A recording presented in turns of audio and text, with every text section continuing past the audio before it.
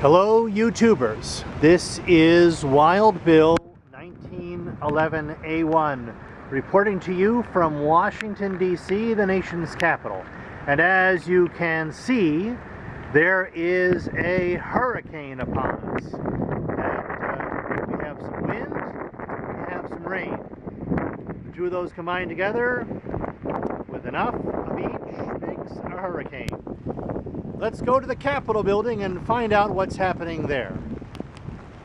Hello YouTubers, this is Wild Bill 1911A1 reporting to you live from the National Capitol building for the Drew Network.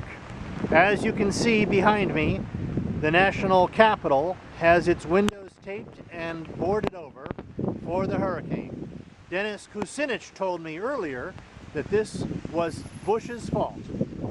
Reporting to you live from the Capitol, Hurricane Irene. This has been Wild Bill 1911A1.